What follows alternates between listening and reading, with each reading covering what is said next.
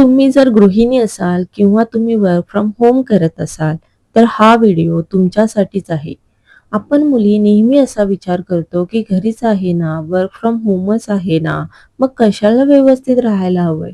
चूक. तुम्ही अगदी चुकीचा विचार करत आहात. जर तुम्ही प्रेझेंटेबल राहिला नाहीत, तर घरचे सुद्धा तुम्हाला कन्सिडर करणार नाहीत. शिवाय तुमचा सेल्फ कॉन्फिडन्स सुद्धा हळू कमी व्हायला लागतो. मी तुम्हाला असं म्हणत नाहीये, की रोज असा भरपूर मेकअप करा, फंक्शनला जातोय असा मेकअप करा. नाही. बेसिक करायच्यात सगळ्या गोष्टी. तर इकडे तुम्ही बघू शकता, मी सुद्धा एकदम बेसिक तुम्हाला स्टेप्स सांगणार आहे. फर्स्ट ऑफ ऑल आपले जे केस आहेत, ते व्यवस्थित विंचरून घ्यायचे आहेत. तुमच्याकडे, तुमच्या परिसरात जर भरपूर गरमी असेल, तर तुम्ही ते केस वरती बांधले तरी सुद्धा चालेल. खाली सोडले तरी सुद्धा चालेल. ते तुमच्या वेदरवरती डिपेंड असणार आहेत. पण तुम्हाला केस व्यवस्थितच विंचरून घ्यायचे आहेत. त्यानंतर स्किन केअर सुद्धा आपल्या लाईफमध्ये भरपूर इम्पॉर्टंट आहे. ह्या गोष्टी आपल्याला आत्ता कळणार नाहीत, पण थोडं एज वाढल्याच्या नंतर आपल्याला ह्या गोष्टी कळायला लागतील. पण तेव्हा वेळ निघून गेलेली असेल.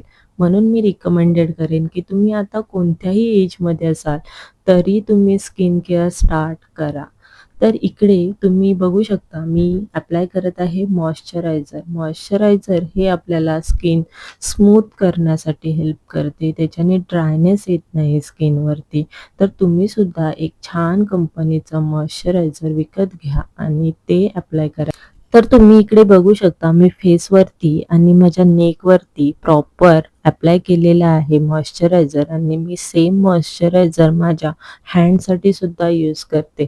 कारण हँड, लेग पण तेवढेच इम्पॉर्टंट आहे. जर आपण आपल्या त्वचेची काळजी नाही घेतली, तर मग बरेच त्वचेचे रिलेटेड आपल्याला आजार होऊ शकतात. म्हणून मी हँड, लेग दोन्हीवरती सेम मॉइश्चरायझर यूज करते.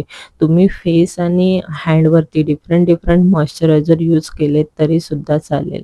पण मी डर्मॅटॉलॉजिस्टने रिकमेंडेड केलेलेच मॉइश्चरायझर यूज करते. त्यानंतर आपल्याला अप्लाय करायचे आहे सनस्क्रीन. सनस्क्रीन ही फक्त फेससाठीच अप्लाय करायची आहे आपल्याला. तर तुम्ही इकडे बघू शकता मी फेसवरती अप्लाय करत आहे. ॲक्चुअली ती माझी संपत आलेली आहे यूज करून. पण तरीसुद्धा तिची एक्सपायरी डेट आहे तोपर्यंत मी ती यूज करत आहे.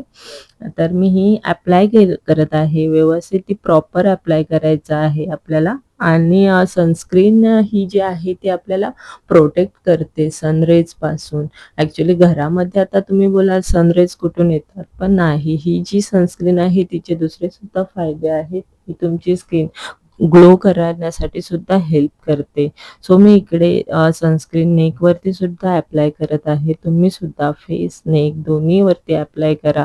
त्यानंतर आपल्याला लिप बाम अप्लाय करायचा आहे. तर लिप बाम मी सेबामेड कंपनीचा यूज करत आहे. ही सेबामेडची कंपनी जी आहे ती लहान मुलांचे सुद्धा प्रोडक्ट बनवते. ह्यांचे जे प्रोडक्ट आहेत ते भरपूर सेफ आहेत. त्याच्यामुळे मी ते रिकमेंडेड करते जास्त यूज करायला. त्यानंतर आपण जे फेसवरती जे अप्लाय केलेलं आहे, ते आपल्याला ॲटलीस्ट 5 ते 10 मिनिटासाठी वाळू द्यायचं आहे. त्यानंतर मी इकडे अप्लाय करत आहे ते म्हणजे पावडर. पावडर तुम्ही नॉर्मल यूज केली तरी चालेल. मी इकडे कॉम्पॅक्ट पावडर यूज करते. त्यानंतर मला लावायची आहे एक छोटीशी टिकली. इकडे तुम्ही बघू शकता मी एकदम छोटी, नाजूक दिसेल अशी टिकली चूज केलेली आहे. तुम्ही सुद्धा तसंच करा असं मी म्हणत नाही. तुमच्याकडे जे काय आहे ते यूज करा, पण ॲटलीस्ट व्यवस्थित राहायला ट्राय करा. त्यानंतर आपल्या रेग्युलर कामांना सुरुवात करायची आहे. तर तुम्ही इकडे बघू शकता मी लॅपटॉपवरती काम करत आहे कारण माझं वर्क फ्रॉम होम आहे आणि माझा ऑफिसचा टायमिंग सुद्धा झालेला आहे. चलो बाय.